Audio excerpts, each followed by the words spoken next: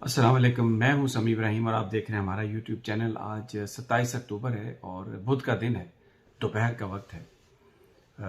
Update आपको देना चाहता हूं। बड़ी अफसोसनाक ये बड़ा दिल मेरा दुखा हुआ है ये बात करते हुए। सादुकी के पास जो मार्च था तहरीक लब्बैक का, उस पर फायरिंग हुई है, हेलीकॉप्टरों से फायरिंग की गई है। इत्तलात हैं मेरी जलूस में जो लोग मौजूद हैं उनसे मेरी टेलीफोन पर बात हुई है। जो लब्बैक के कारकुन हैं, रोते हुए चीखते हुए उनकी आवाज़ें और पीछे से तड़तड़ाहट। इससे पहले शेलिंग, शदीद शेलिंग, लेकिन अब वहाँ पर शहादतें हैं, वहाँ पर अमवात की इतला है, दर्जनों लोग ज़ख्मी हैं और एक शदीद एक पैनिक वाली सूरत हाल है। एक मुतालबा है, मैं अरबाब इख्तियार से ये मैं दरख्वास्त करता हूँ कि हम ये जो बात कर रहे हैं ये कोई वायलेंस को इंटाइस करने के लिए नहीं कर रहे। ये लोगों के जज्बात हैं, आप उनको समझें। वो सिर्फ ये कह रहे हैं कि आपका एक वादा हुआ था कि आप पार्लियामेंट में इसको ले जाएंगे, पार्लियामेंट में इसको पेश करेंगे। तो पार्लियामेंट में पेश करने से क्या प्रॉब्लम हो जाएगी? आप उस पर डिस्कशन करें। अगर आप उसको रिजेक्ट कर देंगे तो वो लब्बैक उस बात को तस्लीम करके वापस चली जाएगी। ये जो बेगुनाह लोगों का, ये जो आप खून बहा रहे हैं मुसलमानों का, दरूद शरीफ पढ़ते हुए, कलमा पढ़ते हुए, और पता नहीं कहाँ कहाँ से ये कौन लोग हैं जिन्होंने लॉ इन्फोर्समेंट की वर्दियां भी पहनी हुई हैं। यकीनन उन्हीं के लोग हैं जो फायरिंग कर रहे हैं, डायरेक्ट फायरिंग कर रहे हैं, शहादतें हो रही हैं। ये पाकिस्तानी हैं, अपने लोग हैं। ये स्टेज से बार बार वहां पर यह ऐलान हो रहा था कि पुलिस वालों को किसी को ना पकड़े। शेलिंग जब हुई तो वो वर्कर्स जो थे वो लड़े, उन्होंने मुकाबला किया और उसके बाद फिर कुछ लोगों को पकड़ भी लिया, लेकिन किसी के साथ कोई ज्यादती नहीं की उन्होंने।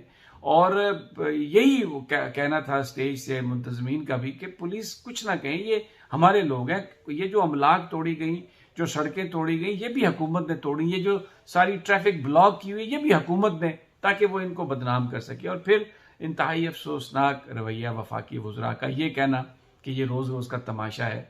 नामूस रिसालत तमाशा नहीं है, ये लोगों के लिए बहुत सेंसिटिव है। हो सकता है आपके लिए इतना ये नाजुक मामला, इतना संजीदा मामला ना हो, लेकिन इस मुल्क में जो इस्लाम के नाम पर हासिल किया गया, नबी पाक सल्लल्लाहु अलैहि वसल्लम की नामूस के हवाले से लोगों के बड़े जज्बात हैं। अगर कोई उनकी बात कर रहा है, जज्बात की बात कर रहा है, नामूस की बात कर रहा है, तकद्दुस की बात कर रहा है, तो इसका यह मतलब नहीं कि वो वायलेंस चाहता है।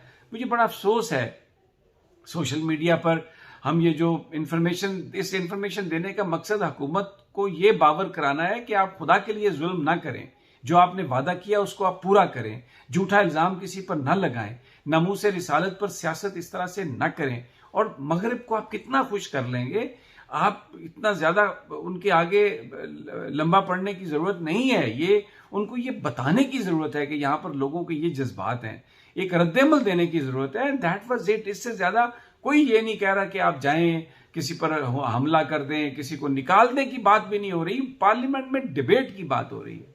लेकिन ये जो आज सादुकी में हुआ है, जो और अभी भी ये सूरत हाल वहां पर चल रही है, मैं ये जो अहले सुन्नत के जो उलमा हैं, शिया आलम हैं, जो मदरसा है, जो देवबंद के उलमा हैं, मैं आपसे ये अपील करता हूं खुदा के लिए, आप निकलें बाहर, आप हुकूमत को कहें कि आप इनके साथ गुफ्तगू करें।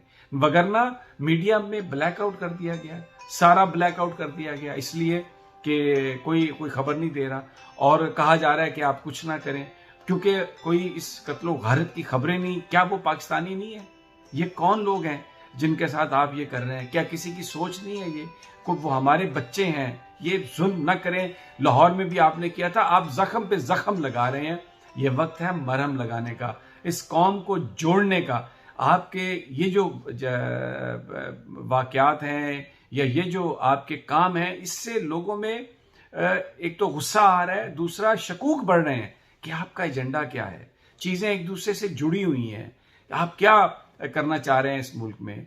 इदारों के साथ आपका फड्डा, आपने जिस तरीके से अपने आप को मनवाने की कोशिश की, उसने कितना नुकसान पहुंचाया हमारे इदारों की साख को, हमारे कमांडर की जो कमांडिंग, जो उनकी अथॉरिटी है उसको किस तरीके से।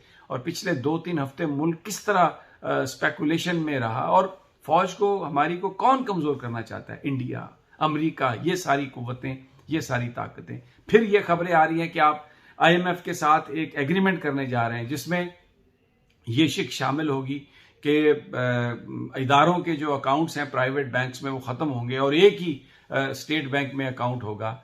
ये आपके पास कुछ और उसकी रीजनिंग होंगी, लेकिन लोग ये समझते हैं, कुछ लोग ये कहते हैं कि इसकी वजह सिर्फ ये है कि जो IMF है, जो अमेरिका है, वो हमारी फौज का एक एक पेनी जो वो खर्च करती हैं उस पर नजर रखना चाहता है।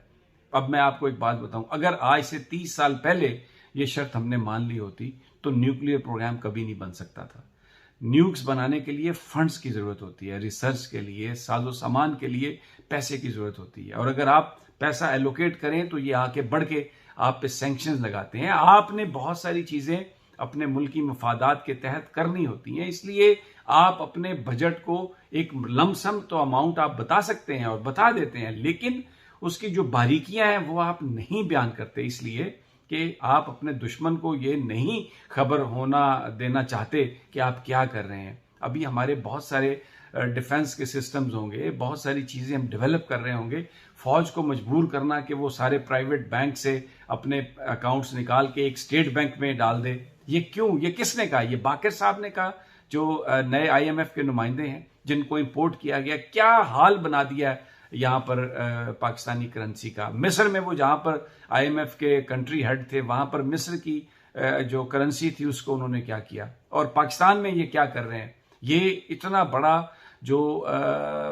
बड़ा खिलवाड़ पाकिस्तान के साथ, ये खिलवाड़ जो आप करने की कोशिश कर रहे हैं, लोग, हो सकता है ये खुद ब खुद हो रही हो चीजें, लेकिन ये जो आप गोलियां बरसा रहे हैं अपने ही लोगों पर, और इतने सख्त और इतने रिजिड, आपने तो खुद धरना दिया 126 दिन, और आप सड़कें आपने ब्लॉक की, सब कुछ किया, लोगों ने आपको, आपके साथ खड़े हुए लोग, अब आप लोगों को मार रहे हैं। आज ये मैं ये दरख्वास्त करता हूं, मत करें ऐसा। और हम ये जो बात कर रहे हैं ये कोई वायलेंस को इंटाइस करने के लिए नहीं कर रहे। हमारे बच्चे शहीद हो रहे हैं, हमारे भाई शहीद हो रहे हैं, और पुलिस के लिए बड़ा मुश्किल आपने काम कर दिया है। उन निहत्ते मुजाहिरीन पर हेलीकॉप्टरों से फायरिंग, शेलिंग, ये कहाँ का इंसाफ है। और बड़ी जमातें, पीपल्स पार्टी वाले, नून लीग वाले, क्या आपने इन अवाम के पास वापस नहीं आना? आज आप इस कत्लो गारत पर खामोश हैं। आज लोग नामूस रिसालत के इशू को तमाशा कह रहे हैं और कह रहे हैं कि रोज रोज का ये तमाशा बंद हो, और अल्लाह के बंदो खुदा से डरो, अकल के नाखून लो। ये तमाशा नहीं है, ये लोगों के अकायद का मसला है। इसके ऊपर इस तरह से गुफ्तगू न करो गैर संजीदा। लोगों को आप इंटाइस कर रहे हैं, लोगों को तकालीफ आप दे रहे हैं, ये जख्म बहुत गहरे हो जाएंगे। खुदा के लिए मेरी आपसे ये अपील है, खुदा के लिए इस सारी सिचुएशन को संभालें। देखें, ये सियासतदान और ये मजहबी उलमा प्लीज आगे आए, आप हुकूमत से कहें कि इस मामले को वो हल करे, और ये जो खून बह रहा है ये पाकिस्तान के लिए अच्छा नहीं है। मजलूम का, मासूम का, किसी बेगुनाह का खून इस तरह बहाना और फिर खबरों पर पाबंदियां लगाना और खामोशी इख्तियार करना, ये जुल्म है। मैं इस जुल्म में शरीक नहीं हो सकता। मैं ये बात करता रहूंगा जब तक मेरे जिस्म में जान है, जब तक मैं जिंदा हूं। मैं ये जरूर कहता रहूंगा कि जुल्म ना करें और मामलात गुफ्तगू के जरिए हल करें। यही मेरी बात है और यही आपके साथ गुजारिश। इंशाल्लाह मुलाकात होगी अल्लाह निगहबान।